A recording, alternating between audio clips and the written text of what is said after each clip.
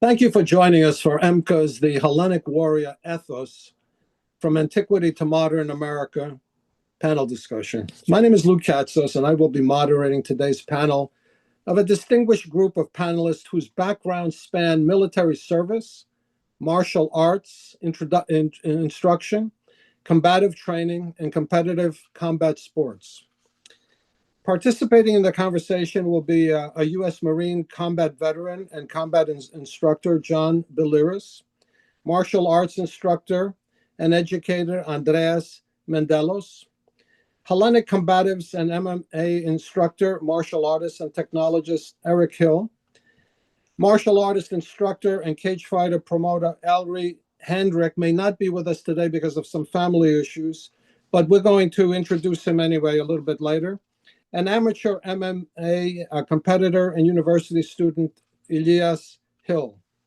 Together, they represent multiple generations and disciplines within the broader world of martial arts and combative practice, offering perspectives that range from classical martial traditions to contemporary combat sports and modern military training. The discussion will explore a tradition whose roots stretch deep into antiquity. Martial arts and combat sports in the Hellenic world possess a documented lineage dating back to the Minoan civilization around 1900 BC, where frescoes depict boxing and ritual combat. From these early forms, martial practice evolved through the Mycenaean warrior culture and into structured military systems of the Archaic and Classical periods. Long before the celebrated samurai traditions of Japan emerged, the warriors of ancient Hellas had already cultivated disciplined systems of combat, integrating physical skill, tactical organization, and moral formation. The hoplites who stood at Marathon, the Spartans at Thermopylae, and the elite warriors of the Sacred Band of Thebes were not merely fighters trained in weapons and battlefield formations.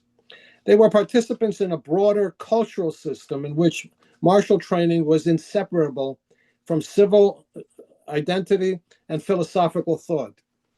Their discipline was not simply technical, it was ethical and communal. Combat training in the ancient Greek world, including pankration, a sophisticated blend of striking and grappling, along with wrestling, boxing, weapons training, shield work, and coordinated phalanx tactics. These were not isolated athletic pursuits, but integral parts of civic life. The gymnasium was more than a place of exercise. It functioned as a center of education, discussion, and character formation, where physical training existed alongside philosophy, political thought, and mentorship. The cultivation of the body was understood as inseparable from the cultivation of the mind and the ethical formation of the citizen. These disciplines formed part of Pavia, the Hellenic concept of holistic education and civic formation. Strength and skill were valued not as ends in themselves, but as means of cultivating deeper virtues. Physical training built endurance and perseverance. Controlled aggression taught restraint. Tactical discipline sharpened judgment. At the heart of the warrior ideal stood the virtues of Andrea, courage, and Sifrosini, self-control and balance. Closely related to these virtues is philotimo, the enduring Hellenic concept of honor, duty, and moral responsibility to something greater than oneself. The warrior ethos in Hellenic tradition was never simply about victory. It was about responsibility to community, justice, and the preservation of freedom. As centuries passed, warfare changed. During the Byzantine era, new strategic doctrines and defensive systems emerged to meet the realities of empire. Later, under Ottoman rule, resistance fighters, known as klefts and armatolyi, adopted guerrilla tactics suited to Elias's mountainous terrain, combining resilience, adaptability, and fierce independence. In the modern era, Hellenic martial expression has continued through wrestling, boxing, Olympic competition, and contemporary combat sports such as mixed martial arts. Although technologies and battlefields have evolved, the core ethos has remained remarkably consistent: resilience, discipline, responsibility, and service. During the panel discussions, the participants will examine the historical foundations of Hellenic martial traditions and how they evolved from ancient battlefield systems into modern martial arts and combatives. They will also reflect on the philosophical dimensions of warrior training, how disciplined practice shapes character, cultivates responsibility, and develops resilience in an uncertain world. Equally important is the role of martial arts that can play for the younger generations. In a time when many young people face distraction, instability, and a lack of mentorship, martial disciplines offer something profoundly constructive: structure, accountability, mentorship, and earned confidence. Training environments grounded in respect teach that strength without character is dangerous, where character without strength is fragile. This event forms part of EMBCA's broader programming as the United States approaches the 250th anniversary of the American Revolution in 1776 and the start of the Hellenic Revolution, or the 205th anniversary this year of the Revolution of 1821. Both struggles for independence were shaped by traditions of citizen warriors who combined civic conviction with disciplined readiness. The American Minutemen and the Clefs and Armatolli share a common thread: citizen warriors shaped by community, conviction, and discipline. As we approach these historic anniversaries, reflecting on those traditions, it is not antiquarian nostalgia, but civic reflection. Thank you all for joining us for what promises to be a substantive and engaging discussion, one that bridges antiquity and modernity, Elias in America, physical training, and moral formation. Ultimately, this is not simply a conversation about combat. It is a conversation about character, responsibility, and then the enduring meaning of strength in service to freedom. I'd like to now introduce our first panelist. It's Major John Biliris, is a Greek Orthodox Christian and retired U.S. Marine Corps infantryman and force reconnaissance officer for 20 years of distinguished service. During his career, he commanded platoons and companies in combat operations across the Middle East, Iraq, and Afghanistan, and was awarded the Bronze Star for Valor for his actions in combat. His military qualifications includes Marine Corps martial arts instructor, airborne and military freefall jumper, combat diver, and mountain warfare leader. Beyond combat leadership, Major Biliris held several key training and institutional roles. He served as an inspector and instructor for the Reserve Reconnaissance Company, and later as the Marine Corps' liaison to the Joint Special Operations University, where he oversaw programs in military operational design, creative thinking, and joint special operations planning. His final assignment was as training and readiness officer for the infantry and reconnaissance occupational fields at Military Corps Training and Education Command. Originally from Tarpon Springs, Florida, his family traces its roots back to Constantinople, Rhodes, Kalymnos, and Kefalonia. They were among the original Greek sponge divers who fled the 1915 Ottoman persecutions and immigrated to the United States to work in Tarpon Springs' booming sponge industry. His family continues to operate the historical St. Nicholas Boat Line Sponge Diving Tour, one of the oldest family-owned businesses in Florida. Major Biliris holds a Bachelor of Science from the University of Florida in Exercise and Sports Science, with a specialization in athletic training and sports medicine. Before commissioning as a Marine officer, he worked as an elementary school physical instruction teacher and at the USA Triathlon Olympic Training Center in Orlando.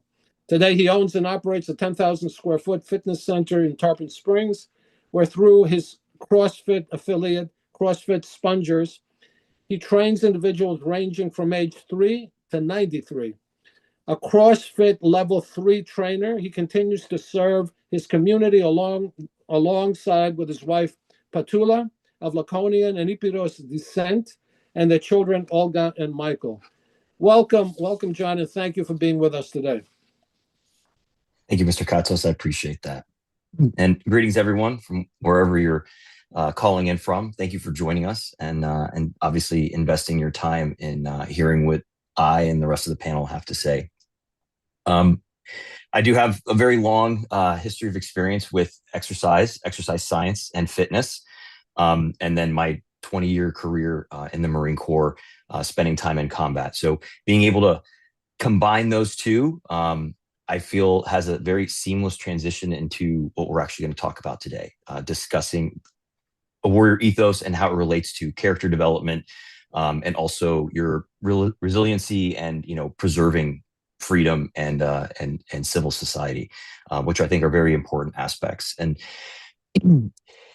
I know that every panelist is going to have a different perspective, and I just hope that we all can keep an open mind and bear with me as I share some perspectives. It may have a different view as yours, or be open-minded to maybe having a different paradigm perspective of where you're looking at. And at the end of the day, when we talk about the history of the warrior ethos, it is a natural part of human history, right? We are social creatures. We have developed our societies in social structures, and those social structures, in my belief, are grounded in trust. And the way that you develop trust is through certain trials and tribulations of adversity that allows one other individual in your society or team to trust you as well. And I feel that that's a very important element, because when it comes to applying that to warfare and the warrior ethos, it's because the reality of death and dying become a very real thing. And, when your life is on the line, you want to trust that the people standing next to you are trustworthy and dependable. And so our development in these societies, and developing an ethos in which people within a society trust and work together collectively for a common goal, these aspects of developing that warrior ethos come about. And just to spend a little bit more time on war, is that war has a nature and a character. And the nature of war throughout history has always stayed the same, though the character of war may change. And the character of war can be related to the types of weapons we use. We went from sticks, stones, swords, bows and arrows, and now in modern day, we use rifles, missiles, things of that nature. And so that question comes is the nature of war, if it's the same and the fear of death is still applicable, and that's ever changing, because if it is a human endeavor, then the fear of death is involved. How do we translate a warrior ethos in a modern society? And that starts to segue into, well, how does the Marine Corps continue to teach a warrior ethos as the character and the weapons and the technology changes? And so how do we, as an organization, do that, right? So the Marine Corps uses grounding principles such as honor, courage, and commitment. That is what binds us together as Marines, to look out for one another when we're in a warlike or environment in which death or bodily harm is apparent. And so even though you can't expose yourself to that all the time, we simulate that. And I think some of the other panelists may talk about that a little bit more. And that's where we use fitness, maybe in very challenging situations of fitness, or combat sports start to challenge your physical nature. And so that way we can get as close to that nature and character of war in developing that warrior ethos without necessarily always having that bodily harm. But you really can't experience that warrior ethos until you essentially are put in a life or death situation. So, we don't always want to do that, obviously, but that's where it comes from. And so even these human societies did the closest they can to develop character in the members of society to ensure that they are worth their salt when it matters most. So, that warrior ethos has both, developing warrior ethos has a psychological and a physical aspect to it that has to be developed in parallel in time in order to know whether or not someone can hold up to having a well-developed warrior ethos. And some points on that.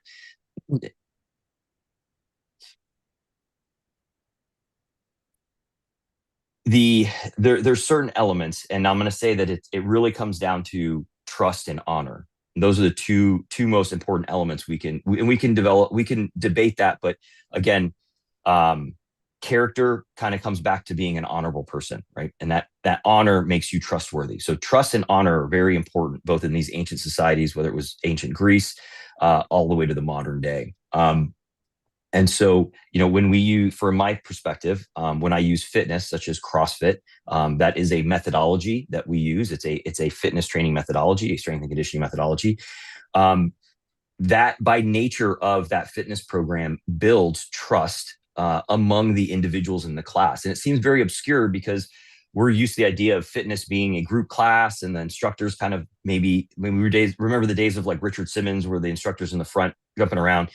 But what happens in a CrossFit class, based off the nature in which the class is created, is you have a coach who's guiding the group and everyone's performing the workout. Now, maybe at varying degrees, because somebody might be younger or older or less capable or more fit or less fit.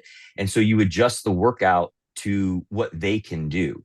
And when everybody starts the clock and they start doing the workout as prescribed for that individual and their abilities and capabilities, you essentially, through shared suffering, get to the end of the workout. And that shared suffering through that time of that workout, whether it's 15 minutes or 30 minutes, starts to build a trustful cohesion in the group. And that's very similar to what you see in the military. And again, in combat, where that shared adversity is simulated and builds a cohesive unit. And that's why, people will say CrossFit is a cult, or, people who do it are very, very defend it, and they're very cohesive. And that's where that comes from. It's that physical application of shared adversity together as a group, where everybody's doing whatever work they can to complete the class, right? And so to make that into society at large, historically in societies, we were agrarian in nature, right? Everybody had to work or you didn't eat. Everybody had to grow the crops, build the things. Everybody had work to do. And essentially, if you didn't do your work, then it hurt the community as a whole.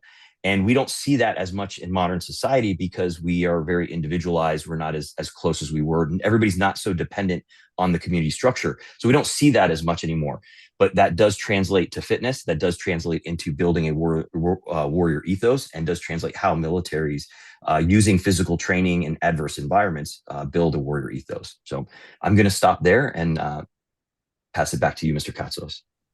Thank you, John. A small question: how did you decide to go into the Marines and then stay there for 20 years? I'm just curious. In other words, what was behind that decision?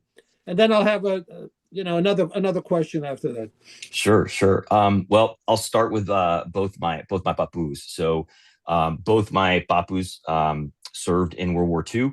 My papu John joined the Navy 3 days after Pearl Harbor. And my papu Spiro initially joined the Army, but they identified that he had spent his whole life growing up on merchant ships when he left Kefalonia, that they asked him if he wanted to join the Merchant Marines. So he became a Merchant Marine. And so one was in the Atlantic, one was in the Pacific, served from the beginning throughout the whole war. Both came home.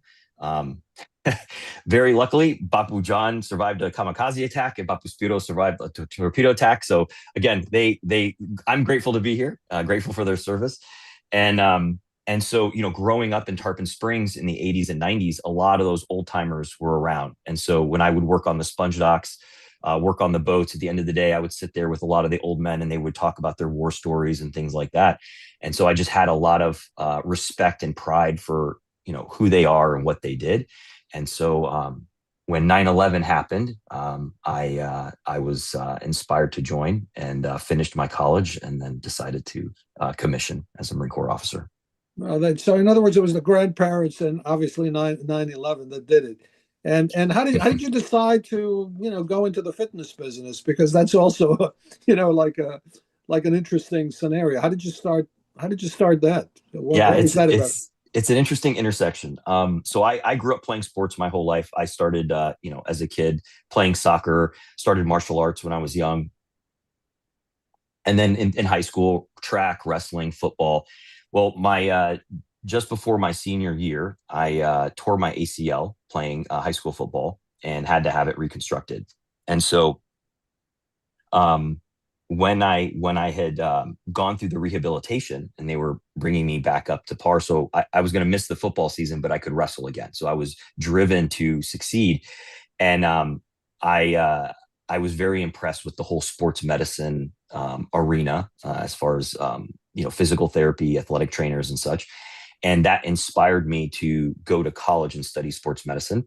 And being an athlete all my life, I wanted to continue to stay active. Got into triathlons in college, and then took that and went into the Marine Corps. And then in the Marine Corps, in those early days around 2005, CrossFit was just getting started, and so a lot of Marines gravitated to this fitness program that was very challenging. Again, build cohesion because everybody felt very proud of accomplishing the workouts together.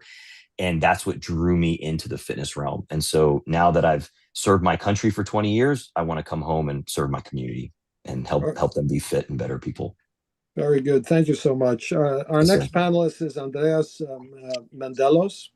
He's a martial artist, educator, and coach whose life has been shaped by a deep appreciation of Hellenic history, culture, and physical training. Raised in a close-knit Hellenic household with multiple generations living together, he grew up immersed in the Greek language and traditions. A formative influence was his grandfather, a veteran of World War II and the Greek Civil War, whose stories and passion for Greek history introduced him to Homer, the heroes of Thermopylae, and the warrior ethos of Hellenism. As a young teenager working in his family's business in Times Square during the 1980s, he experienced the harsh realities of the environment firsthand. There, he was introduced to martial arts by a co-worker who had served in Syrian special forces, sparking a lifelong dedication to combat arts and discipline. He later trained extensively in Taekwondo, Judo, and Kung Fu Sanso, eventually becoming an instructor and opening his own martial arts academy in the predominantly Hellenic community of Tarpon Springs. His school produced numerous medalists in competitions such as AAU and Sunshine State championships, and became known as the center where multiple martial traditions were studied and exchanged through seminars and visiting instructors. He later pursued the academic side of his interests, earning degrees in history and social science education from the University of South Florida. As a high school teacher, he has taught courses including U.S. history, civics, psychology, and Hellenic mythology. He also coaches Model UN and National History Day teams, whose students have achieved national recognition and honors. Through both martial arts and education, he continues to promote the ideals of discipline, cultural awareness, and intellectual curiosity, rooted in both Hellenic heritage and American experience. Welcome, Andrea, and thank you for being with us today. Thank you. Thank you. Great to be here. This is a very interesting and novel idea. I've never really been a part of a group like this, but yet it seems that we all have such a common passion. And I'm going to kind of blend my two passions are martial arts and education, history in particular. And some of the things that John said really touched a note, something about basically, John, what I got out of everything was that we need good citizens, and everything that we are doing is to promote good citizenship. You do it your way, and I've done it my way the best I can, educating young people and having the dojo in Tarpon Springs for 23 years. And what I found is that those successes feed off each other. My students that stayed in martial arts succeeded academically. It's incredible to see when you mix the mind, body, and soul in a way and educate all three at the same time. And every component comes together to build a good person, a good citizen, one that isn't afraid to stand up to each other. I have seen in schools this bullying, anti-bullying campaign, and all these new approaches to knocking down the primal, but in a way, martial arts lets us practice the primal while remaining civilized. So this is what everyone is looking for. Unfortunately, they don't recognize that part as much anymore. The movies like The Karate Kid aren't being made anymore, and that sparked such a great interest in the 80s. Every mom wanted to roll their kid in karate, to the point where it became a little bit watered down. But there's such a benefit to physical culture, whether it's CrossFit, judo, etc. And the most successful martial arts, one of them, I would say, in the system of promotion and rank and social structure, was Jigoro Kano, an educator who took a martial art of jujitsu, combined it with educational principles, created the belt ranking system, and in essence created a paramilitary structure within an educational foundation, married the two so well, and it's a great foundation for modern arts, jujitsu and so on. So those people that excel in combat arts need a background in something like a judo or wrestling. Very Pancratian in its nature. And then studying Sansu and the Taekwondo and the various arts, the standing, the kicking, the leveraging, the grappling, the throwing, all with the purpose of you getting better, but also your partner getting better as well, the person that you practice with. And this exchange of mutual benefit and this warrior ethos that you were talking about all comes together in such a way that it manifests itself outside the dojo and it manifests itself outside the classroom to a good citizen, to a good person, and these things just show. I wish I could combine a program. I had my own school that I can be a martial arts school and education, meaning the physical education part, which lacks, as you know, so much in school. As the years have gone by, I've had in the dojo less and less push-ups annually per year. You can almost see statistically how many push-ups let's say a 14-year-old can do since 1995, when it has statistically gone down, as have gone scores and so on and so on. We complain. Anyway, I'm very passionate about combining martial arts and education. I've dedicated my life to it. I've had great coaches. I've had great teachers.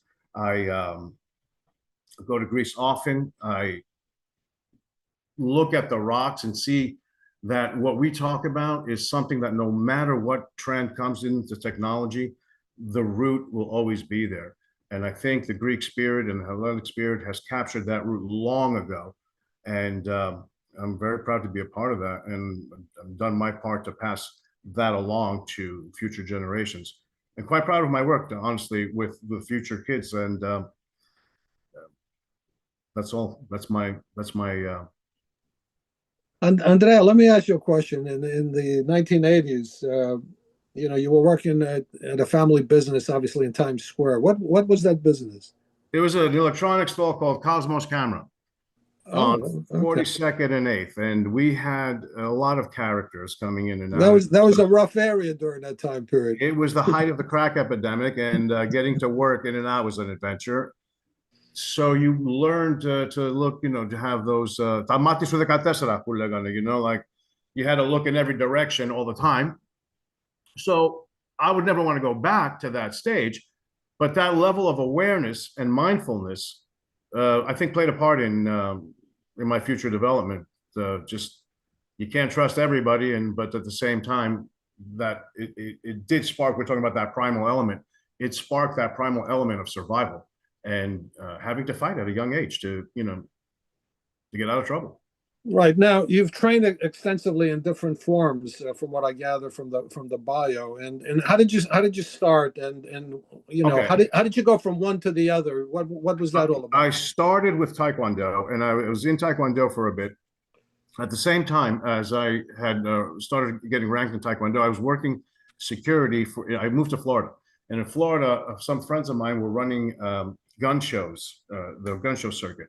So I worked security there, and I met a lot of very interesting people in the gun show circuit. And one of them was an ex-Navy guy who was big in the judo world. So he got me involved in the judo world. Eventually, I opened up a dojo, combined judo and Taekwondo. and met more and more instructors. Just people just came to my school, and I was always interested. I was a sponge. I couldn't practice enough. I couldn't read enough books about the art, so I just explored everything, and I was very fortunate. But I would say my biggest foundation are those three: Taekwondo, Judo, and Kung Fu Sansu, which kind of translates to the word Pangration as best as it can, because again, the Chinese speak very conceptually as we do. So it's one word can encompass a lot of meaning. And I think that was the closest thing to Pangration. And I feel very, very blessed to have the skills of all those arts kind of put together. Tell me how, it's mentioned also that the school has produced numerous medalists, etc. So are there other teachers there, I would assume, correct? There were other teachers, yes, too, but they were my students who became instructors. Oh, okay. So it was really a homegrown school with a big Greek community as well, too. So some of the fun things was when we go to competitions, there would be a caravan of Greeks and then of course, you know how that can end up at poolside in the evenings with the families, and it was great fun. And the kids, the most memorable one was the University of Florida, when we got to spar with Team Puerto Rico, and that was really great fun for us because we felt that we did a good job against them, and it was just very rewarding. So a lot of medals, a lot of that. But once I started to practice Kung Fu Sansu, I kind of got out of that game and started to, because there is no competition for, Sansu is a much more deadly, it's not a combat sport. It was really a martial art. Its roots are Tsoili Foot Hanga. There's 5 families, and it has a very deep rooted system in China. I was very fortunate to have a very good instructor who had direct lineage from the man who brought it over from China. He was very loyal and very fierce about maintaining the traditions in such a way. Again, so it's pretty eclectic, but that's why I kind of relate to Pangration so much, because everything works. Anything works, whatever works. So when you go back to Greece, etc., have you found that in Greece also that there's a lot of martial arts schools, training, etc.? I found lately, one of my instructor friends who would do seminars in my school was Ray Dionaldo. He would do arnis stick fighting. And when I first met him, he said he was going to go on a European tour pretty soon. And through the years, his most popular seminars were in Greece. So he built up a very big practice in Greece. No, I haven't really pursued much martial arts in Greece. What I have seen is whenever there's a competition, sometimes like on the island of Corfu, for whatever reason, I've run into 2 or 3 European jiu-jitsu competitions, and I've got to witness that. But I haven't really participated in any part of the Greek martial arts, other than Eric. Sounds great. Thank you so much. Thank you so much, Andrea, for being with us today. Pleasure. Our next panelist is Eric Hill. He has nearly 4 decades of experience in Hellenic warrior arts and training under Jim Arvanitis, founder of the modern Pankration revival at the Spartan Academy in New Hampshire during the 1990s. There he was certified to teach Arvanitis' system of Hellenic combatives, which integrated weapons training, full contact combat scenarios, and a Pankration-based MMA sports component.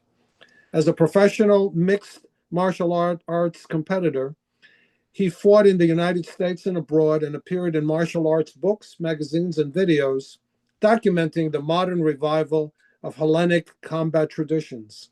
As a trainer, he has conducted combatives and combat sports seminars throughout the United States and Europe for military personnel, martial artists, and civilian practitioners.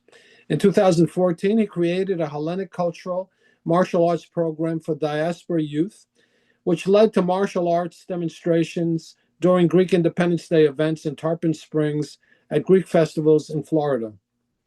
The program and its associated training equipment were later documented in Hellenic media, both in the United States and in the Hellenic Republic.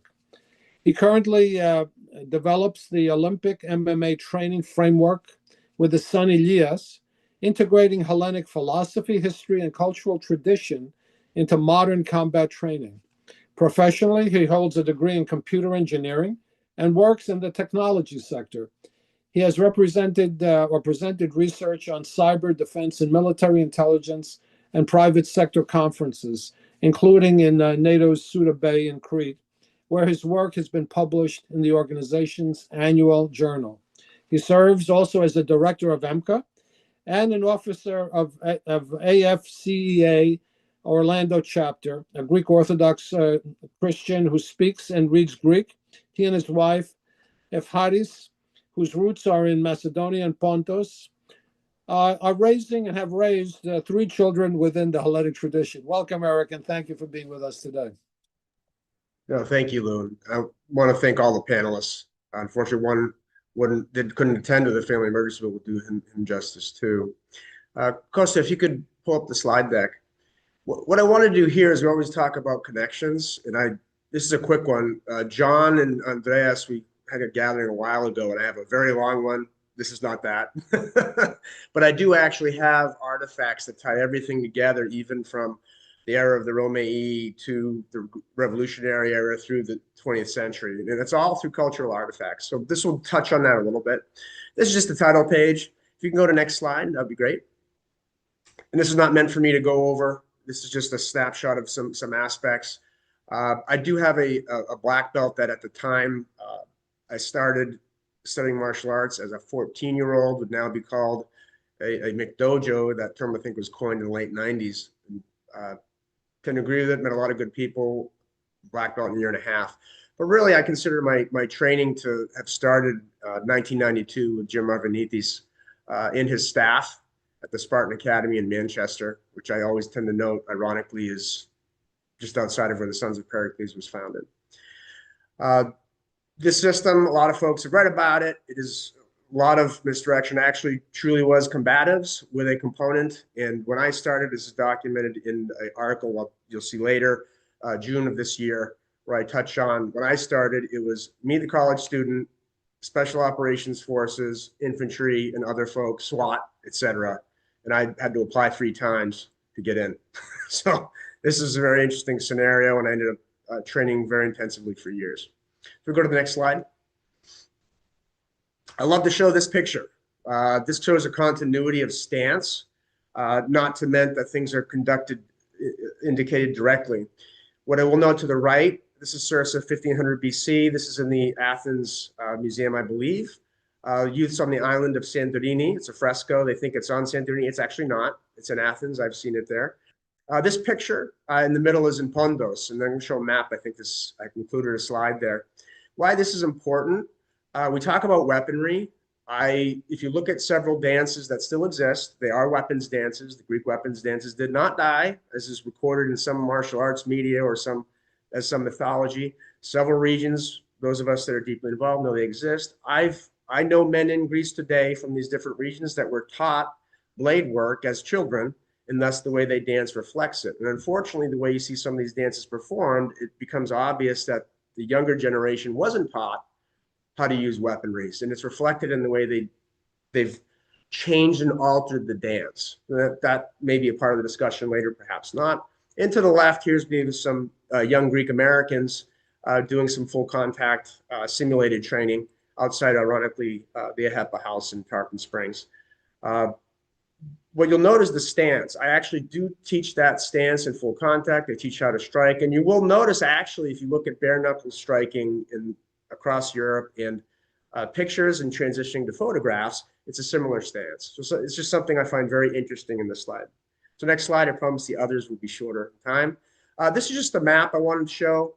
That previous picture, you have Tarpon Springs, where both John and Andreas are at right now. You have the island of Santorini, which I've circled in a little red circle, and then Pondos, which of course my wife's ancestry is from, and Elias, who's on the screen now. Next slide.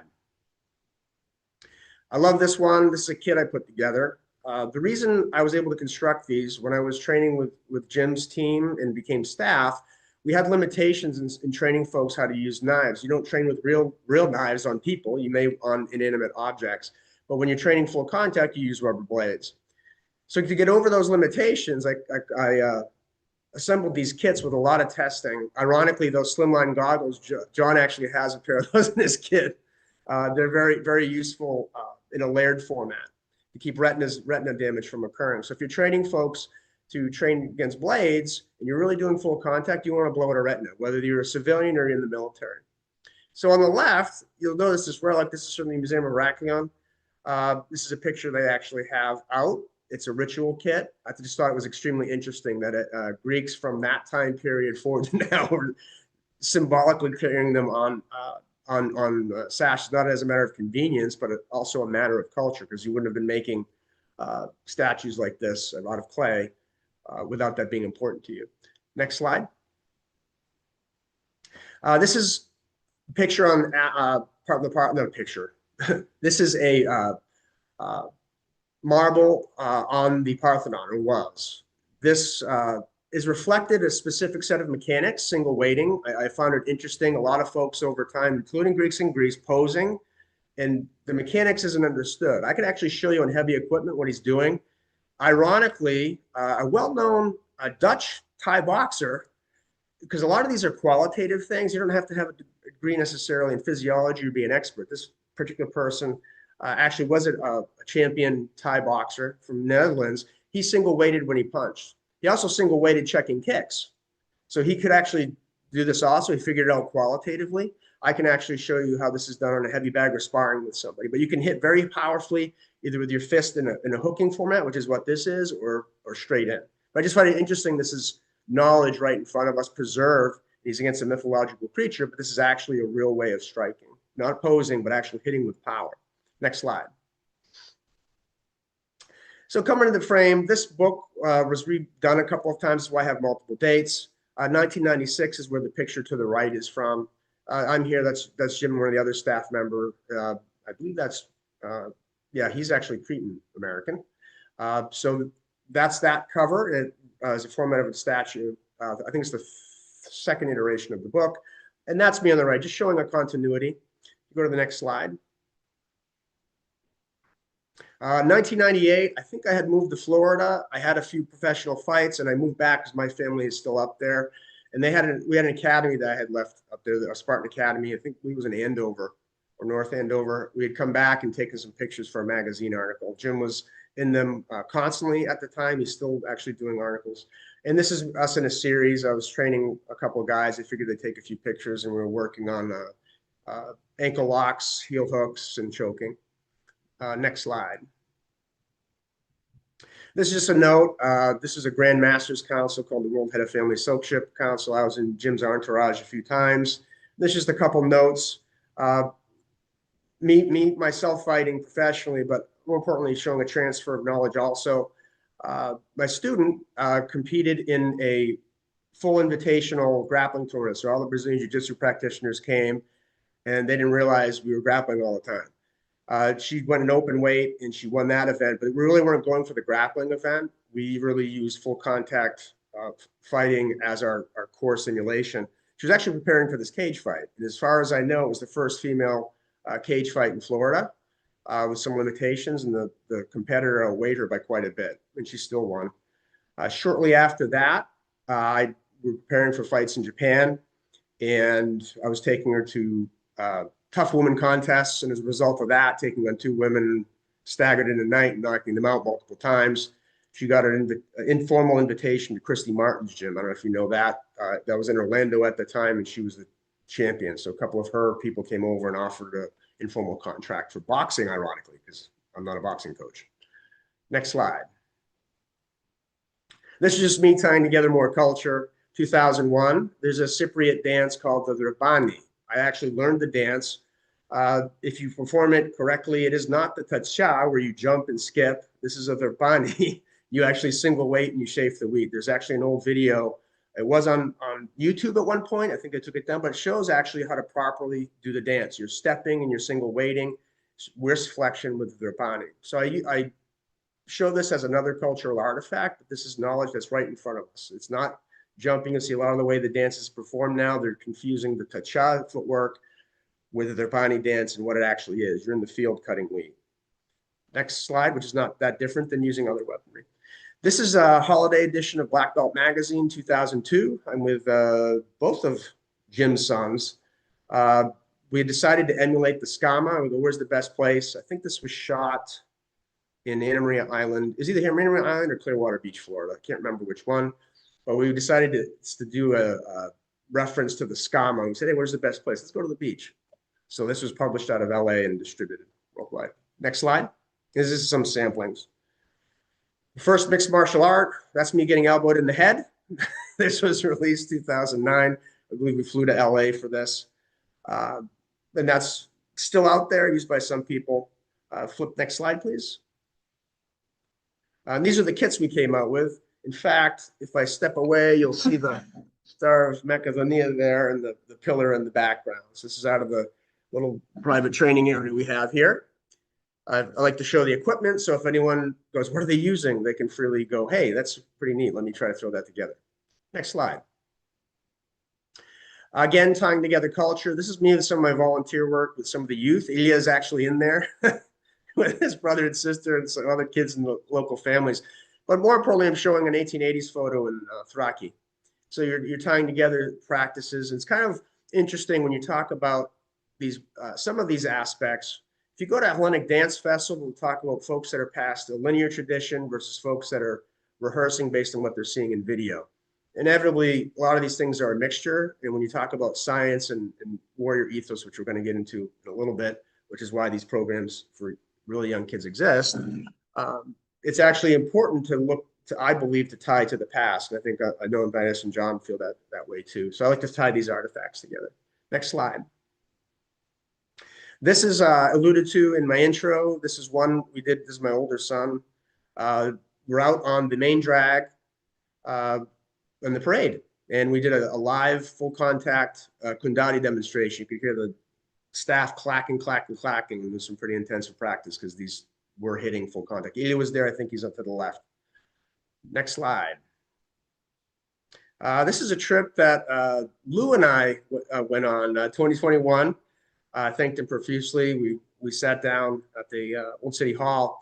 I kind of deviated to make sure I had this picture because we all talk about Spartans, Laconia, Thermopylae. And I couldn't resist taking this piece of artwork and getting a picture there. Almost, Heracles was here. But of course, it relates to what we're talking about, warrior ethos also. And I will get into a statement that is repeated, I think, a couple times around the square. Next slide, please. This is a 2022 article. Now, what was interesting to me talking about Greece, and I may get into this after as we're discussing openly. When Lou and I were there, I actually had a group of men take me aside and ask me to be the president of a Greek Martial Arts Federation. And my first response was, you apparently think I really am crazy, but I will support anything you do, but we have a lot to do in the States. This here is an article that one of the folks that was asking me, a good friend of mine, Alexandros, he actually had thrown this article together of some of the efforts here that I'd thrown together culturally. To the right, this is at my former student friend of mine, Don Grady's gym. We were testing out the kits live with MMA practitioners, soldiers, etc. And we have that. I have that video actually. Next slide. This is a grip strength video I put together. I alluded to this several times. I have it on YouTube. If you go to heracles.vonidis, people talk about hitting heavy bags, bare knuckle. You can't do that. You shouldn't do that. That's actually just not true. If you punch right, it's not a problem. It's actually a very ancient story because I can show you Greeks doing it thousands of years ago. Just actually the mechanics matter and grip strength. But it's the same thing using weaponry. John and I have discussed this also with Andreas. Grip strength is extremely important, not just bare knuckle, but no matter what you're hitting with your upper body, but also with tools. And even if you're chafing wheat or using a hammer. And this is, of course, right and left or in cultural accoutrements. Next slide. This is my other son, Dimitri. They said, hey, can you do a seminar? I said, yeah, we'll do combatives training in nature. So I had to actually have them moving on uneven surfaces, which I believe is very important. So the way I teach combat sport is combat-ready footwork. So if your footwork does not work on a surface like this, it's not combatives. You're doing a sport separated from that, which I think is a very important distinction. And also safe training, which is passed on to me, and I've realized that becomes the biggest aspect in the simulations you're doing. Next slide. Maybe we went backwards. One more. Let's go further. There we go. This I released this article. This was an invitation to the Hellenic community to sponsor Greek American. I noticed a dearth of Greek Americans in both kickboxing, Muay Thai, Thai boxing as they call it, rules, and MMA. And the reason I pinpoint Thai boxing is it's very close to the ancient rules for Ano Pankration, versus MMA, which is close to full Pankration or Kato Pankration. So this was my invitation. You can read the article on Hellenic News of America, June 5th, 2025. And I talked to how you go to these events, you'll even hear other ethnic groups from the US speaking in Spanish, Portuguese. I even heard Russian speaking at one. I heard nobody speaking Greek. What's going on here? So that's kind of why I published this article. And this picture was taken at Don Grady's gym years ago. You know, of course, American and Greek flags. And those had become community events. Next slide. So we changed that. Ilya entered the cage. I'm behind him. This became, I didn't know they were going to do this. This was actually internationally broadcast. He went under his Greek name, Vounidis. I'm in the background there, and there's a little bit of a talk on that. The producers after, this is Alrey's event, which he runs a fabulous event, and this is why I was hoping he was going to be here. He's an excellent expert trainer, and he runs family-oriented, believe it or not, cage fight events. So we were there, broadcast internationally. First, I call it the first ethnic entrance by a Greek American into a cage fight. To my knowledge, it was. The producers afterwards, we were talking, he goes, you know, because I told him some of his Ilya's relatives had trouble logging in, and he goes, well, that's kind of interesting because for the first time ever, we had a fairly large audience from Greece and Cyprus logging in. I said, well, that's interesting. It's probably because we're here. He's like, what do you mean? To the left there, Alrey was kind enough to allow us to extend our fight camp. I'd known him for 30 years. I said, look, my son's interested in fighting, but I need to extend the fight camp. He said, come on down. You'll meet all the guys. He has a 40-person fight team. 60, I think he's approaching now, about 400 students. And as you can see, the reason I love these pictures, folks abroad do this. So even in Greece, I'm seeing all these foreign flags. And I'm going to go circle on a topic after I go over this. A way of projecting culture is through martial arts. Alrey has a Greek flag in his gym. And I repeat, his name is Alrey Handrich. My full name is Eric Hill. So here's Alrey Handrich and his family who have this remarkable, doing honor to Hellenic history, martial science, and they have a Greek flag in their gym. Totally underestimated by many in the world of soft power, and actually what I would say is lineage. What I will comment on as far as martial arts, I think, do I have any more slides in here, or am I done? Of course, I think that might be the last one. I do have one. This touches on this too. Lineage of what we're doing.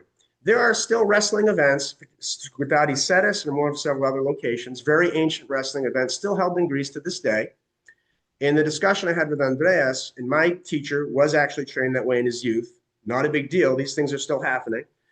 And he also learned how to use knives. Again, people go, oh, that's a mythological, it's actually not. As I showed Andreas actually found documentation that I was aware of, because I've been talking about Greece being a blade culture for many decades. I know men that were trained on swords, trained on knives. These are not mysterious things. For some reason, with this generation, it's been dying down, and you're actually seeing them bring in other groups that literally have even grappling. I'm seeing all these things without, and I have no problem with multicultural aspects. It's actually more about knowing your own culture and what your roots are. I digress. Philosophy and way we're moving ahead. Ilya actually, my son who's on here, actually helped me compose the prayer, if not most of it. We thought this was very important to understand our position on combat sport, particularly amateur. You're there actually honoring each other. And I think this prayer calls that out. You're not praying for dominance or anything, and that's not actually even orthodoxy. You're praying for the safety of the competitors. And we've done this, and it's amazing. The couple of times we've done that, we've actually had hardened fighters come up and say, wow, that was really cool. So picture hardened fighters walking up to you and their trainers going, that's really cool. You were praying right before. The term archaic, this is a very Stoic term from Stoic philosophy. Before Marcus Aurelius, remember the term in Gladiator, they were saying strength and honor. A little bit, I believe, of a mistranslation. I believe it, I think, and someone could tell me otherwise that was involved with that, Archaic Aurelius was a Stoic philosopher, and I believe that term, arete to me, was taken into the movie, but it actually is far broader. Arete, roughly they say virtue, but really it's strength in mind, body, and spirit. So I imagine in the movie they said, well, let's call it strength and honor. But really it's about strength in virtue, mind, body, spirit balance. On the right, of course, I'm simplifying, as Andreas had said, these multidimensional statements. Itani epitas. A lot of times the military emulates this in some ways, and other ways civilians misunderstand it. In combat sport, we use it to mean take it to the end. And then I'll go back and there may be some thoughts on this, but itani epitas, ancient Doric, with your shield or on it. What does that mean? A lot of folks say no retreat, no surrender. Well, really, actually, what it means is no disorderly retreat, in my view. Because if you take your shield away and you run, the guys around you are going to be dead. You have to actually be there holding your shield. Because if you run away and drop your shield, that means the phalanx is broken. If you do an orderly retreat, you all have your shields with you and you're organized. You're not fleeing in a disorganized fashion. So again, in combat sport, I use that, and we were discussing this with you extensively, where you go to the end, but there's no reason to take injury in combat sport. You don't go to the end on a submission, you go to your limitations, whatever that limitation is. And I believe this may be the last slide. Costa, can you try the next one? Oh, two more, sorry. Terminology, I'm using this as I train people. The term mahia, you've probably seen it several times, and maybe Greeks watching saying that term doesn't exist. Well, they're actually correct. You have to be very careful in using lexicon and terminology that Americans can't actually pronounce. You'll notice in Greek, you say pamahia, apomahia, and there's other contexts throughout the millennia. That word doesn't stand on its own. It's a suffix, but Americans can pronounce it. So I've chosen to take that as a synonym for combatives in Greek. Anyone wants to dispute it, that's fine, but Americans can actually pronounce it. This just separates cognitively how we train people. I typically will take training on the left and use those scenarios for simulated training. On the right, training with real weapons. I only do that with very advanced people because you can actually, once you train right, you pick it up very quickly, and I don't want to be responsible for people deviating with real weapons. And I've discussed this with John, real weaponry. Unless they're actually trained already and have already been to the tactical edge and just we're asking simple questions. Next slide. So you had noticed Pangratium was circled above. I live in the simulation capital of the world for military, but also in general, when you talk about the parks. MMA is a simulation. It's a very specific simulation, a very specific context. So if you take the combatives training, you can filter those lessons into amateur full contact MMA, and there's a circle back on all of that. So I try to teach footwork that's both relevant if you have a weapon or you're facing an adversary with a weapon. So you're not going to see me training people to bounce around or slide. Stepping footwork, which you actually see in some of the dances that still exist, dance the old way. And in fact, we were watching some of the fights last night, and some of the friends, and you'll notice even in UFC, you'll see guys stepping more now because they're starting to realize you drop your weight and you step, you can unload with more power. Next slide. And this here is the reciprocal fashion. The simulation works. Why? It's a full contact simulation. You can theorize all you want, but if you understand the simulation for what it is, you actually have a lot of lessons you can pull back into combatives training. Extremely important. I've been training a long time, and as Andreas probably, I think you lightly mentioned, on full contact training, a very long time. So some of the things you hear people talking about publicly, we understood 20, 30 years ago. Because when I pulled into gym school, they were already at it for a long time. And then I pulled in, took those lessons, and we were constantly training people. Even they talk about calf kicks. I was using that as professionally, even, never mind training it as a tactic, many, many, many years ago. So very important lessons you can learn in full contact combat sport. Next slide. Just a thank you to everybody for attending. So thank you to all the attendees, and that's all I had. Hey, Rick, let me ask you a question. How did you, I'll ask the same question. how did you decide to go into let's say these type of sports, including linking up with Arvanitis? How did you do this? Well, where were you? I was always fascinated, always, obviously, with Hellenic culture. I mean, you know me enough to know that, and in a different depth. And I always said, well, we have all this history of warriorship, we have current culture, but where's the current warriorship? And totally ironically, in a mysterious event, so Jim happened to be a high school a computer teacher. As you know, I'm a computer engineer. So I had him as a student in high school. I was his student in high school, but I went to the library in 1988, I want to say. And at the time, there was an encyclopedia, a man named Emil Farkas, a Hungarian American, had written it. No, it was World of Martial Arts something. It's actually available online now. And I actually had a blurb on Jim Arvanitis. I go, holy mackerel, this is my computer teacher. But it took years to get in. He was training very serious people. That was how several years later in college, I applied several times and finally got in. How old is he now? Now, probably won't like me saying it. He's approaching 80. Yeah, I'm fascinated by this, by the way. You know, now that he had the Spartan Academy, obviously he was from the Laconian area, correct? Yes, absolutely. And as a matter of fact, I'm looking at the name, and the name sounds very familiar to me. Do me a favor. Do you talk to him at all? I can reach out. He may even be watching. He may find out what village do his people come from. So the name is very familiar to me, by the way. Many years ago, I had spoken to the old timers in Greek in Manchester. I forget what we were looking for. There was something in Greece, so I had spoken to some of the older relatives at the time, even that had come here for a little bit. So yeah, I might be able to find that out if he is interested in answering. Well, Manchester had a large Laconian population, by the way, yeah. and on a per 1,000 people scenario, they had one of the most highest concentration of actually Greeks, Greeks in America. So the great irony is he's documented all over the world. I mean, at the time, we had people reaching out even from Kazakhstan, but he's known as the Laconian for martial arts. Well, I'm curious now. You made me curious. Now, in terms of Itani Epitas, obviously, historically, that's when the mothers would give their sons the shield and basically say to them, come on it or with it. In other words, a lot of it, I think, had to do with the fact of how they fought, okay? Because they were hoplites. Absolutely. They were hoplites, and there was the formation. So you had to have a shield. Exactly.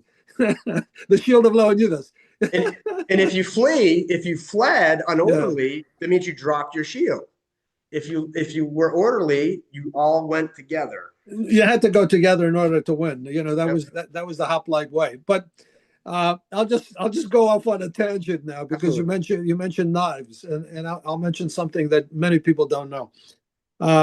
In Lowell, Massachusetts, when a lot of the immigrants went to Lowell, actually, because they had a lot of mills, etc., to work. When a population came there, the existing population had problems with them. Okay, and many times they tried, they would try to beat them up, etc., and things of that nature.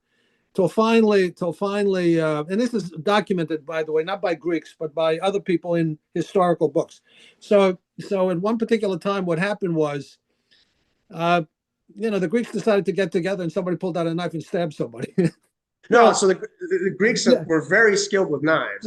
So what happened was, that's why I'm bringing it up. It's like on a tangent, but I'm bringing it up because it's a historical. No, it's very appropriate. Yeah. And then the thing was always, because then the Greeks would always, in many cases, keep their hands in their pockets. Yeah. And they would always say, the people around would say, watch out, they have a knife.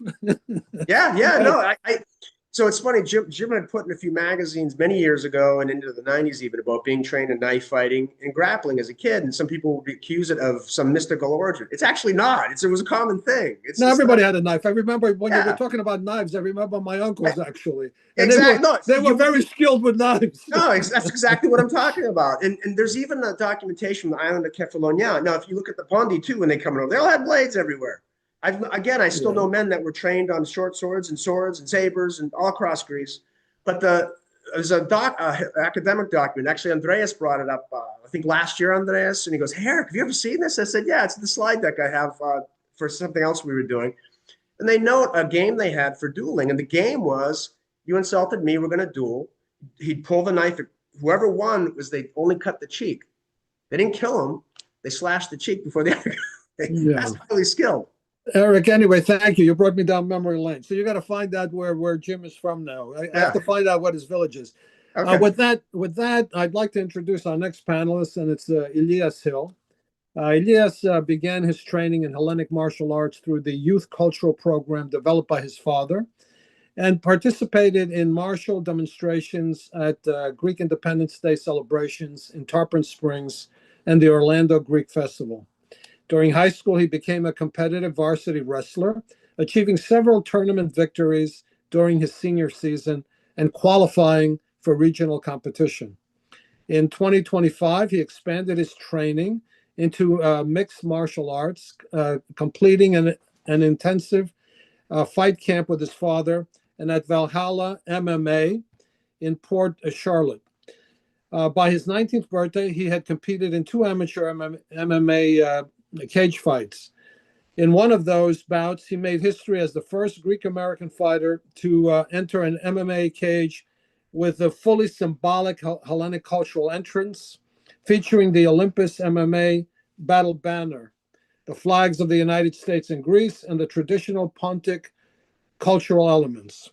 Elias graduated high school with honors and earned the Florida Bright Futures Scholarship. Due to advanced coursework, he also completed his associate degree within the first semester and is currently studying accounting at the University of Central Florida. Active in the Greek Orthodox community, he received the Archangel Michael Honors Award from the Greek Orthodox metropolis of Atlanta. He has served as president of his Goya chapter, secretary of the Sons of Pericles, and participated for many years in the Hellenic Dance Festival, where his dance groups frequently earned medals. His family roots are from Macedonia, Greece, and also from Pontus, which he has visited, at least in Macedonia, has visited multiple times. Welcome, Elias, and thank you for being with us today. Thank you for the introduction. I was going to say it's a funny, like, double life, doing accounting in college. I find it fun, but it's kind of boring. And then fighting in cages.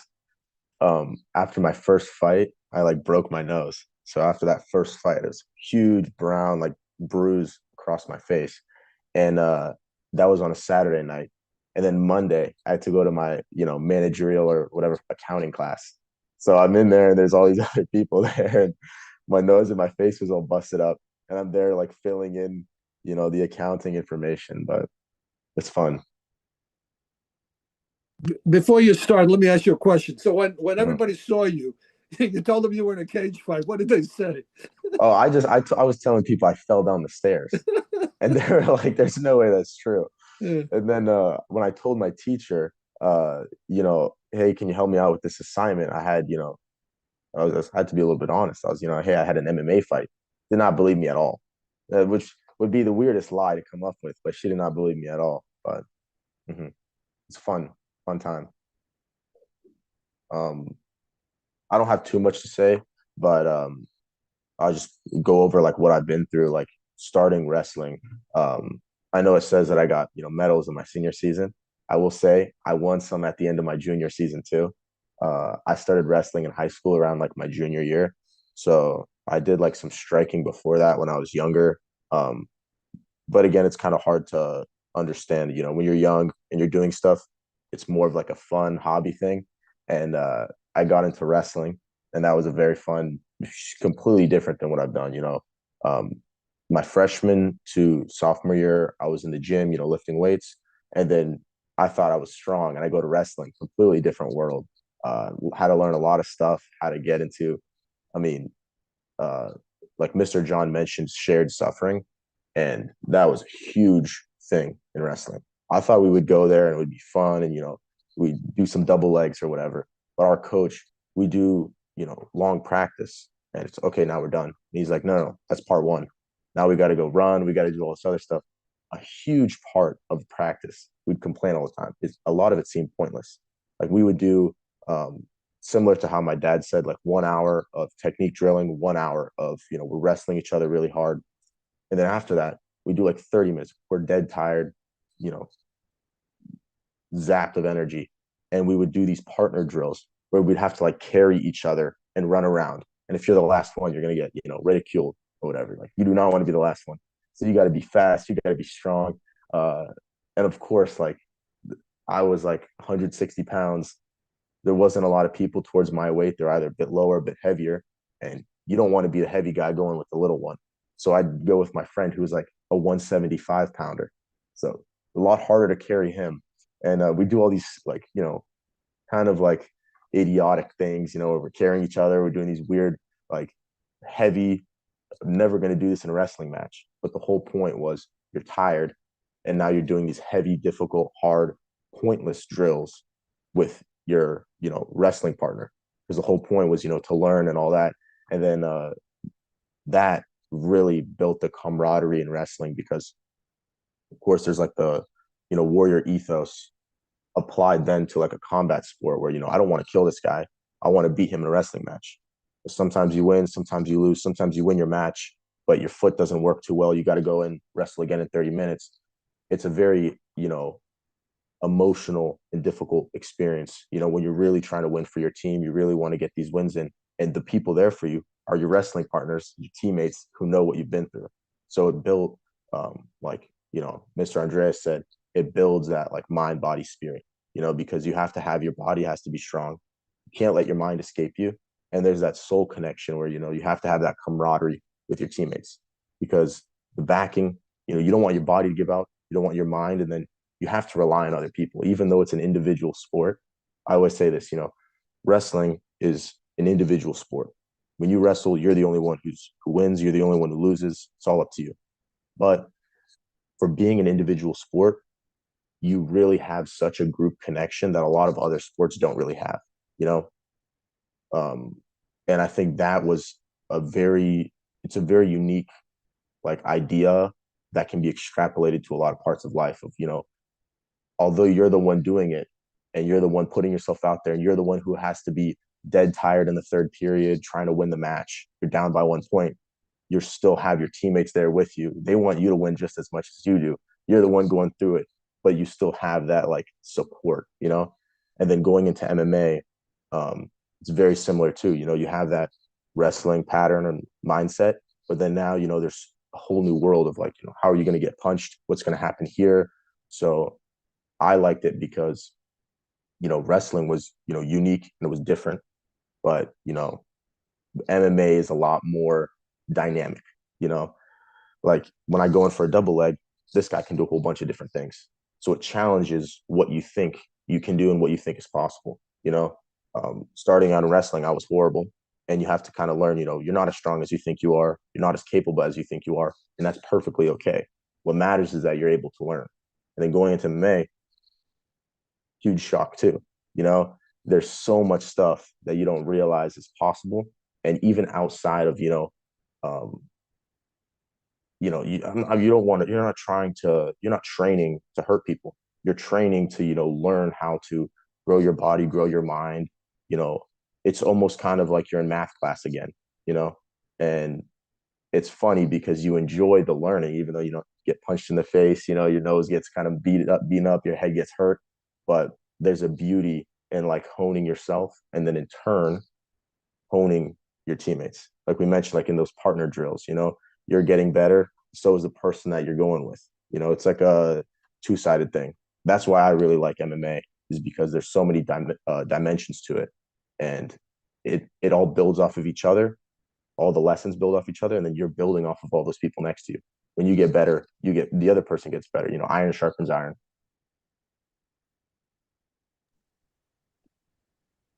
Are you finished or no? Yes, sir. Okay. So Elias, Mhm. how did you decide to go in a cage fight? What was that all about? I mean, what possessed you? I feel like it was maybe a slow descent into madness because I started doing wrestling because I went to my uncle's house and he was watching the UFC. I was like, oh, that looks really interesting. I've heard some of the stuff about it. I don't want to get punched in the face, but I'll join the wrestling team. Huge shocker for me. When I started wrestling, like the first week, our coach would have us do 2-hour practices. We'd have to run around the track. He was killing us. and my legs were so tired I would be late to class for the next week because they were so sore. And then going and building myself through that, it really strengthened, I think, my mindset and my body. And then after that, I was thinking, I'm older now. I'm 18 years old. Obviously, a little young, a little dumb, but I was thinking, MMA, it wouldn't be too bad. So who did you fight against? In other words, it's a weight class, I assume, correct? Yes. Okay. So how old were the other people that you were fighting? That's a thing that I was not anticipating at all. Very different than what I would think. So coming out of like wrestling, you're in high school. You're not going to wrestle people outside of high school. So Yeah. I wrestled at 157 pounds. So most freshmen aren't 157, occasional sophomore. 90% of the people I wrestled would be juniors and seniors, right? So juniors and seniors in high school around my age. Going into MMA though, not a lot of people my age want to do MMA. Very different, apparently. Yeah, There's they're not not a lot. crazy. They're not crazy. They're not crazy. So a lot of them are actually significantly older. So most of the people would be, 23, 24, 25. So I fought people around that age range of like, 24, a couple years older. So how did you do? How did you do, Ilya? How did you do? It was fun. First fight. There's so much that like I was not anticipating. Like, you don't realize how much you get all these thoughts before you step into a cage. Like you think that things go differently than they would in reality, but you don't realize you have so much adrenaline. I was nervous I was gonna get punched and like, oh, it might hurt or something, but then it's like, you have so much adrenaline that you're like Superman or something. It's so hard to tell, where you are. You really have to find a way to keep your head. I think was a huge lesson for me in my first fight was keeping my head. Second lesson was guys who are older than you are also going to be really strong. So I went in there wrestling the guy, trying to take him down, hold him down. I'm trying to hold his shoulder down. I don't know how he did it. I had my whole body against his shoulder, and he starts like breaking the hold I had on him because I'm trying to push him to the ground. And I'm thinking like, this guy's like Poseidon. I don't know where he got his strength from, but a little bit older than me, but he was really strong. So I had to, put my hand into my, bag of tricks. First fight was really fun for me. I learned a lot. Excellent. So let's all now we're going to get into an open discussion. So you can unmute yourselves and we'll talk. I just want to mention that Alrey Handrich, who was mentioned before, can't be with us, but he's the owner and chief instructor of Valhalla MMA. And he had 4 decades of experience as a martial artist, coach, promoter, and systems developer. His philosophy forms the foundation of the Crimson Warrior Pancration system, a modern martial arts framework inspired by ancient Greek concept of total combat while incorporating contemporary training and psychological insights. So Ilya, who just spoke, you were in his school, I guess, and he helped a lot with the MMA stuff, I would imagine, right? Yes. Now, when you were at the school at the Valhalla MMA, I mean they have combat. I would imagine, within the classes, correct? They Yes. You fight against each other, so that helped a lot, I guess, in order for you to go and actually go into the cage fighting, I would assume, right? Yeah, 100%. A lot of the people there, you realize that, when you think you're something, when I went into wrestling, I thought it was this strong guy, was lifting weights. I was really humbled. And that humility goes into a lot of parts of your life. So a lot of those guys, we would step into a cage to spar each other. We're not trying to hurt each other, but you got to learn. And I wouldn't even know their name. So I didn't know their first name, their, last name or anything, but I'm about to step in a cage. And all I know is, I know his coach, he knows my coach. And, so there's a lot of like respect and humility there. And a lot of it was surprising because, I thought that they wouldn't like me. I didn't really know them well. We didn't really get a chance to talk at first. And then we go in there and it was, profound. I guess there's a mutual respect. So again, unmute yourselves and whatever questions you have of each other or any type of discussion you want to have, just let me know. The question that I have is, there was a mention always of dancing. And, within history, obviously Hellenic history, the dance was a form of exercise, quite frankly. So Does anyone want to talk about just dancing and how it helps with Yeah. yeah, go ahead. I'll address that through actually testing of that theory. So Plato, I believe it was, commented that the best warriors were the best dancers. And why would that be? Because if you're training for citizen warriorship, you would have been training normally and been athletic. So I think there's a discussion there on what dance even means to Greeks in general, the Hellenic world, and why they're not really stressed. Like a lot of times, Samiko turns into a playful dance rather than what it is, a war dance. One of the things I did, I ran trials with the Sons of Pericles years ago, and I put a lot of thought into how I would onboard them into some sparring and teaching them how their ancestors had the knives and the sashes and whatnot. What I took into account, and I knew this through practical scenarios of those who dance all the time, because a lot of them, if you took a poll, I guarantee you'll find a lot of the, as our organizations have shrunk, a lot of the people involved with the ethnic organizations are Greek dancers. It just so happen, statistically, you'll find that. One thing I knew qualitatively just by watching people move is their tendons and ligaments are stronger in their feet, in their calves. It's crucial the way I teach striking, especially when I mentioned single weighting. So I was actually able to onboard them within 2 hours, and they were doing. I have the video of that posted. They're sparring full contact, and so considering a lot of them had zero experience, but it was contextualized and movement in the context of Hellenic dance and how you'd move. So for myself, qualitatively engaged with that testing was a success. I found Greek dancers can be onboarded into the basics. They're not going to be jumping in a cage to fight anytime soon, but they can be onboarded on the mechanics pretty quickly.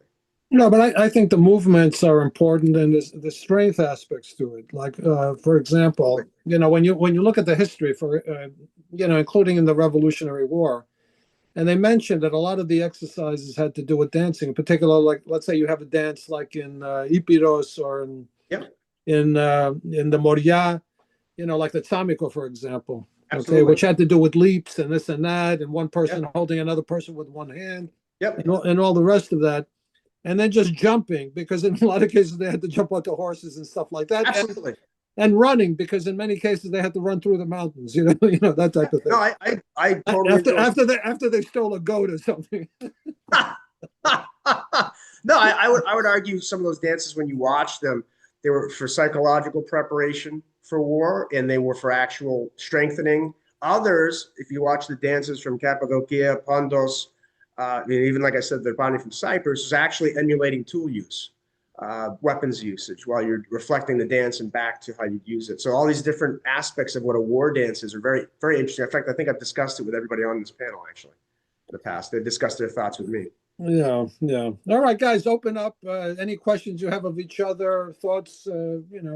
I want to comment on the dance thing. It ties into what John was saying earlier about community and the person behind you and next to you. It's a team effort. And especially, one guy's going to lead maybe perhaps and demonstrate his prowess, while the rest of them are there to support him. Right. And it's and everyone moves in unison, and you all have the same colors, and you're part of the tribe, and all that is again hitting back to the primal, but then organizing that primal into something very sharp.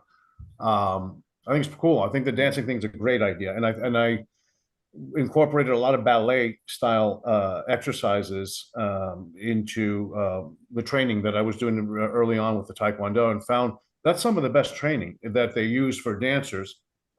Definitely applies to martial arts as well. So on many levels, I think dancing is a part of the physical culture that we're trying to support anyway. My mom is almost 80 years old, but she's the first one to dance in the circle and the last one to get down. And you name the dance, she can do it. So yeah, I think that there's definitely a great connection there that perhaps is underexplored.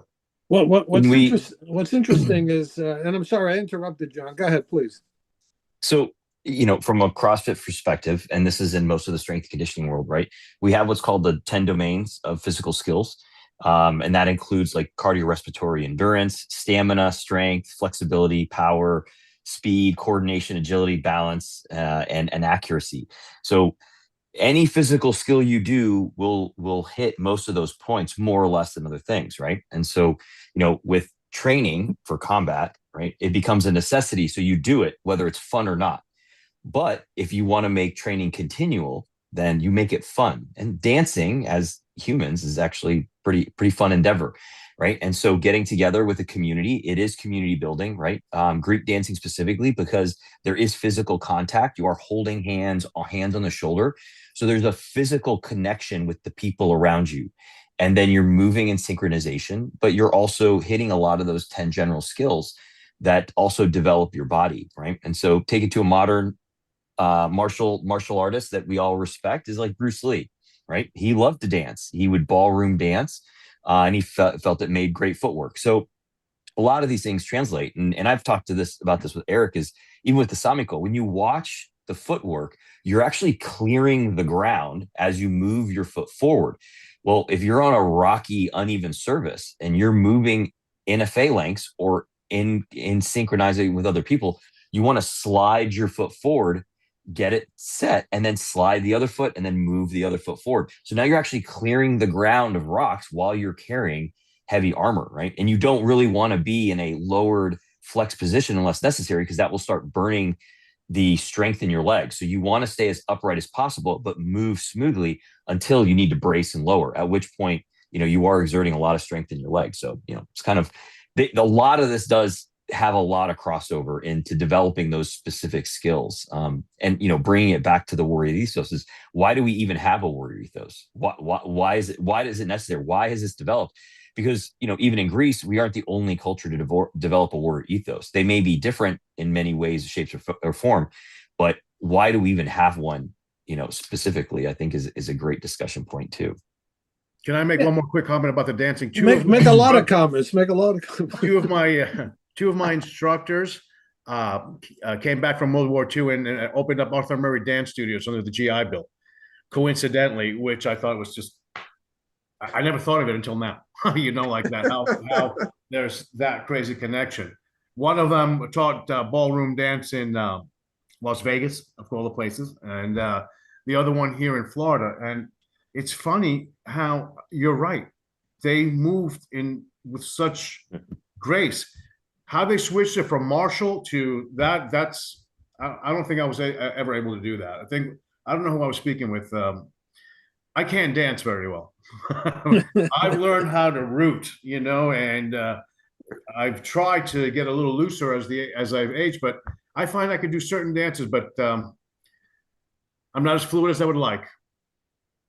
No, I think there's a lot to be said. That's why I brought up the issue. There's a lot to be said for dancing, and from what I'm listening to you guys talk about in terms of martial arts, etc., because it's just the movements, the developing of movements, the developing of the body, strength in legs, strength in arms, all the rest of that. And again, when you study Hellenic history, because I know all of you are interested in that, you'll find that actually in the literature that was a form of physical exercise, in particular. So tell me also about all of you seem to be in the same location. What is it about that location that brings out martial arts? I mean, what's happening there? I'll be honest with you. I think it's almost like a gravitational point. I met Andreas in 2000. John, I met. Someone goes, "Yeah, I think you should meet this guy." And I go meet him, and we're talking. It's when you're aligning culture with praxis.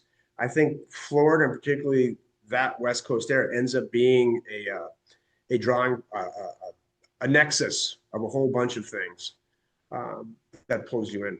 Let me ask you guys another thing, because, you've trained in all these martial arts, etc. Many people start to think of it as being a violent thing, etc. But I'm not sure if that's in fact the case. I think if you're involved in those type of things, you're actually more reflective before you use any type of, violence or anything like that. As a matter of fact, you're probably more passive than most people. Is that true? That's very true. That's very true.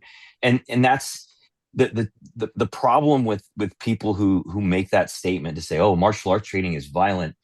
Those are actually people that you wouldn't want to trust most of the time anyway when the chips are down, because they're already trying to avoid conflict at all costs. And there's a difference between being a pacifist and someone who's willing to use violence in the protection of others, right? And I believe Elias hit it on the spot, right? The humility and that is learned through these activities. And that's where the martial arts comes to developing that personal character, because it is the humility of having, through the training, having physical force used on you. I don't want to say physical violence, but physical force used on you.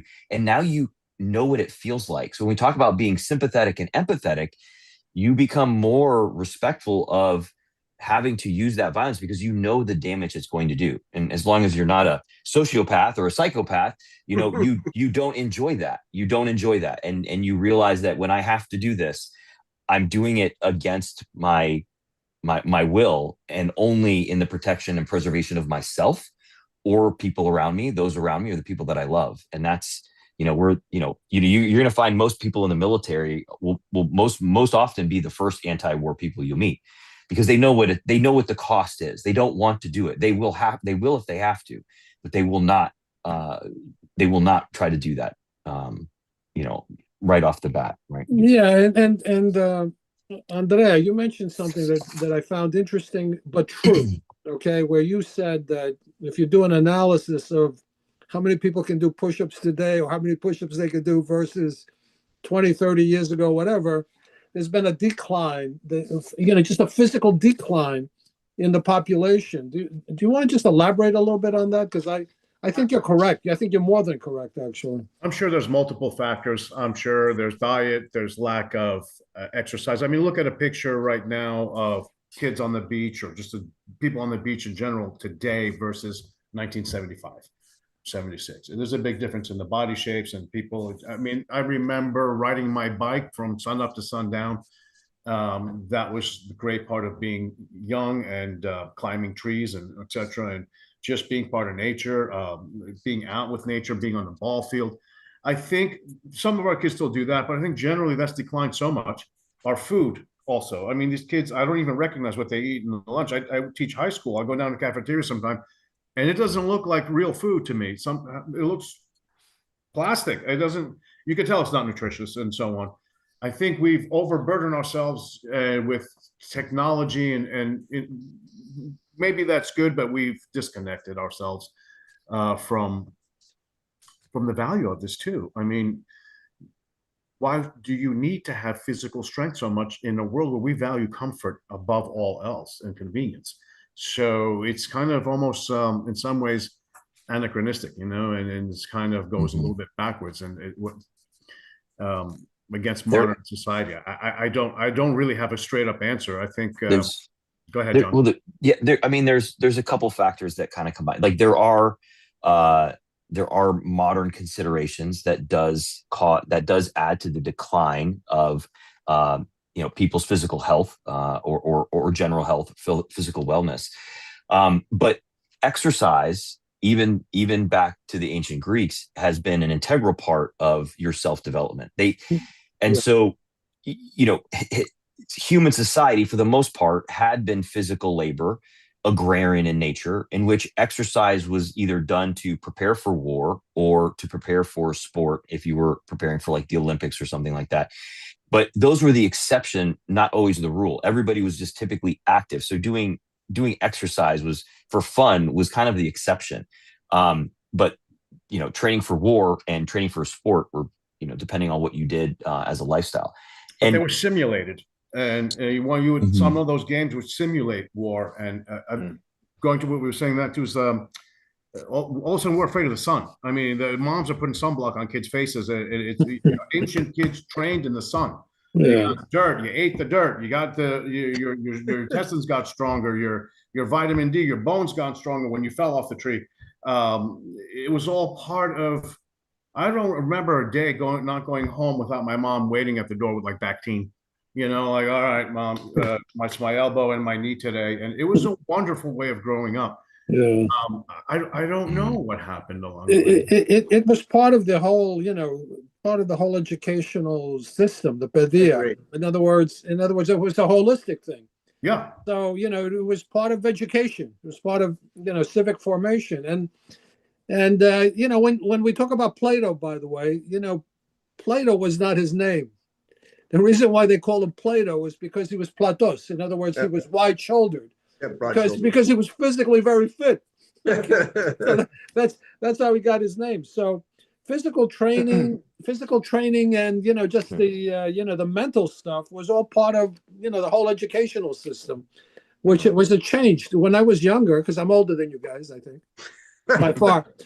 When I was younger, we used to have gym classes and we used to exercise, do push-ups, etc. Yeah. We had the presidential thing where you had to do so many pull-ups and you had to do so many sit-ups in order to pass the class. You couldn't even pass the class. Now, I'm not sure what they're doing in terms of physical education, which I think is very important for mental education.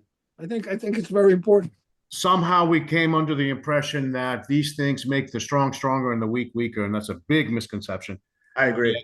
And I think that's maybe the underlying undertone of what this problem might be.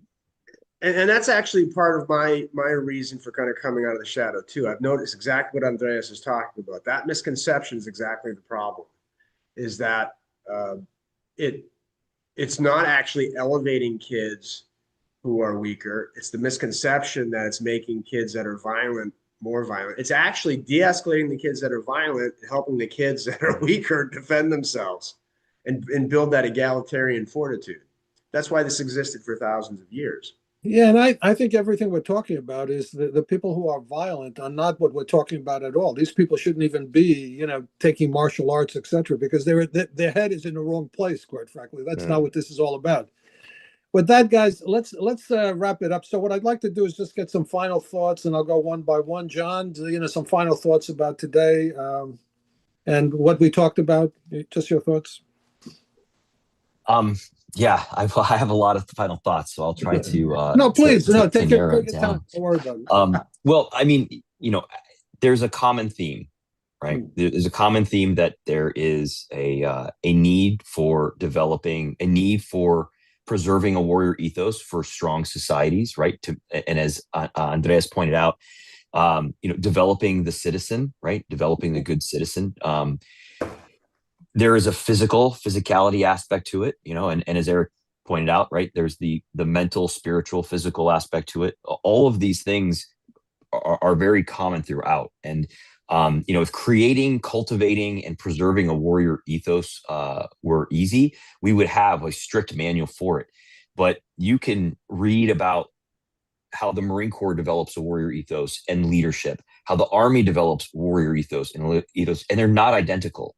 And neither is any culture. So there's nuance there, and there's more than one way to develop it. But there are some common themes about how to cultivate one, why it's necessary, and then the actual outcome or product that it gives you, which is, again, a trustworthy, cohesive society that lives by some code, some moral, ethical code that allows them to work together and trust each other for the outcome of a common goal, right? Again, for the warrior ethos, that's specifically in combat where death and dying is a real threat.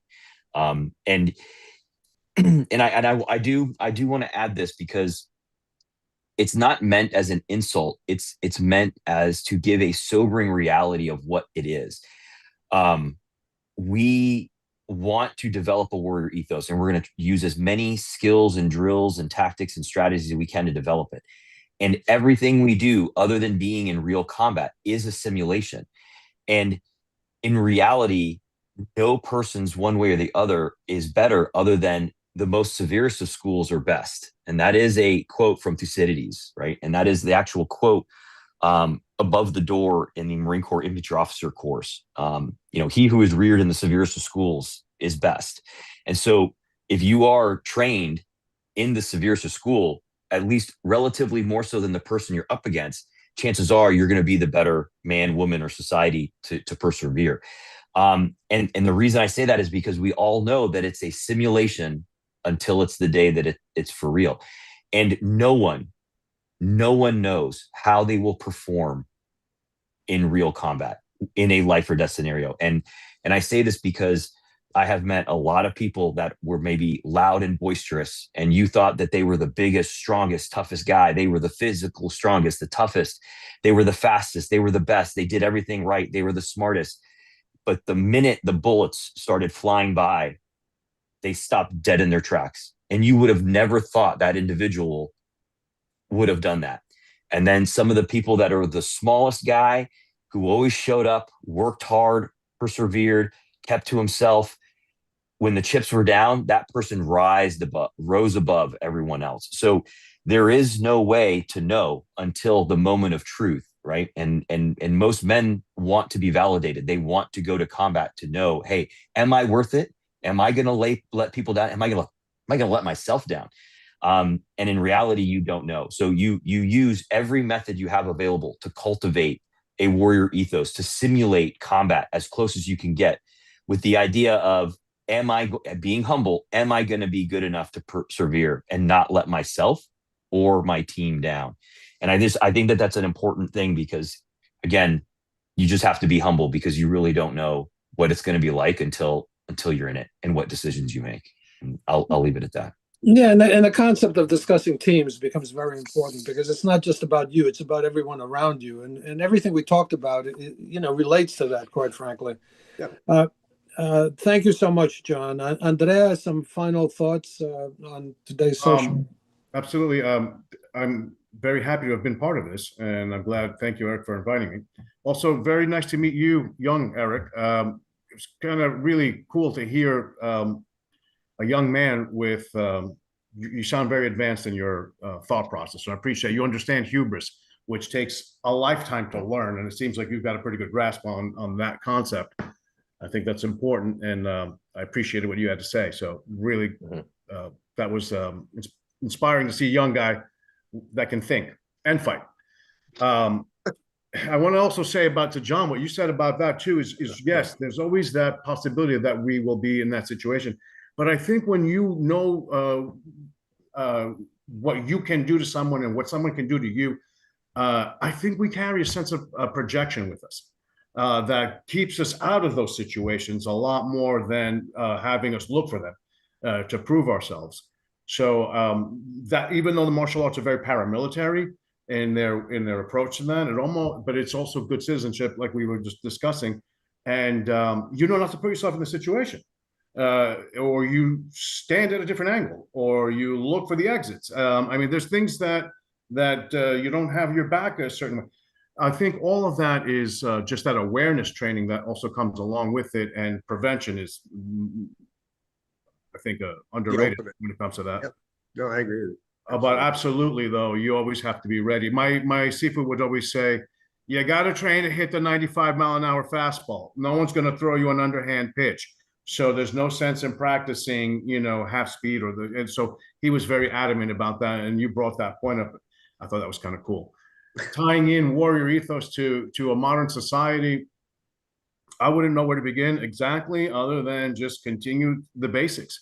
Have kids work hard, do recess, appreciate nature, grapple, let a kid stand up for himself. Don't interfere all the time.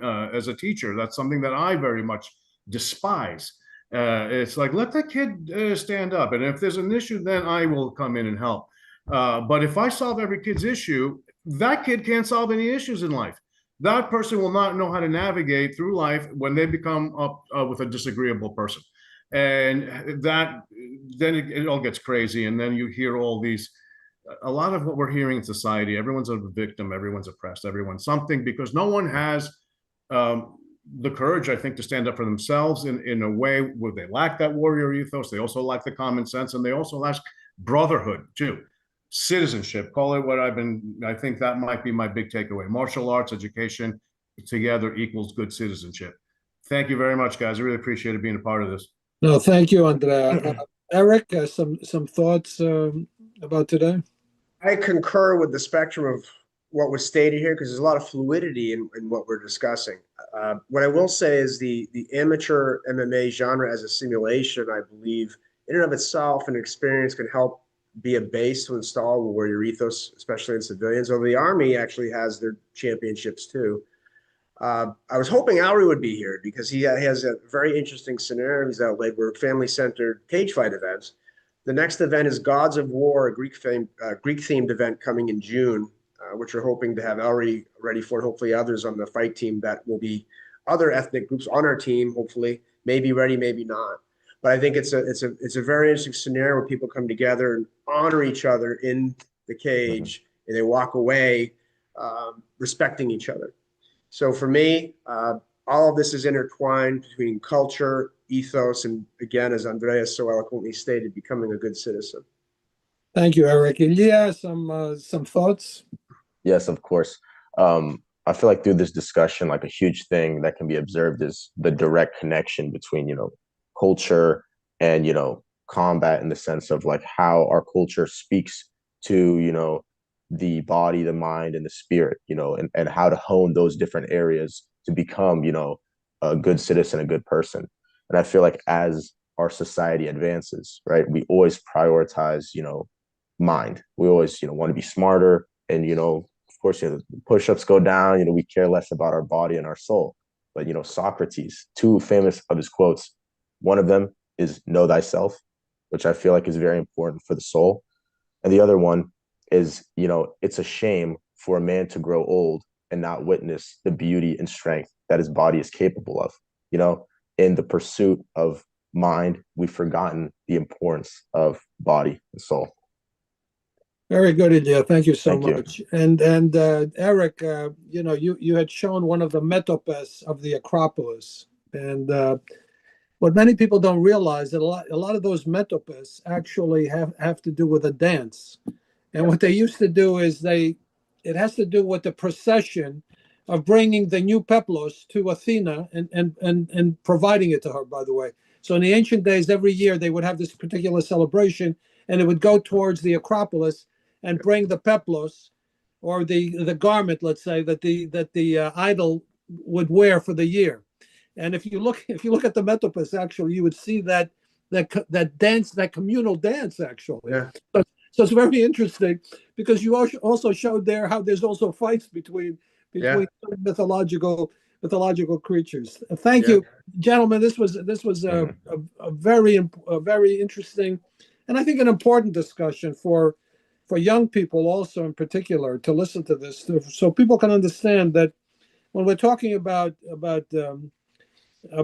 ethos, etc., ethos, we're talking about something that's extremely important. The warrior ethos is something that relates to culture, to society, and extremely important for us not to forget. It's not about violence. It's not about wars or anything like that. And parents actually should also listen to this. And really, what we're talking about has to do with something completely different. It has to do with citizenship. It has to do with growing up. It has to do with your mind, So very important. So to the audience, thank you again. Join us next week. We're going to have a panel discussion on Eleftherios Venizelos because it's the 90th anniversary on March 18th of his passing, and he was one of the foremost Hellenic statesmen over the last century, actually. So join us for that. And again, to the panelists, thank you for a great session. Take care, and thank you all. Thank you. Thank you. You guys, thank you. Thank you.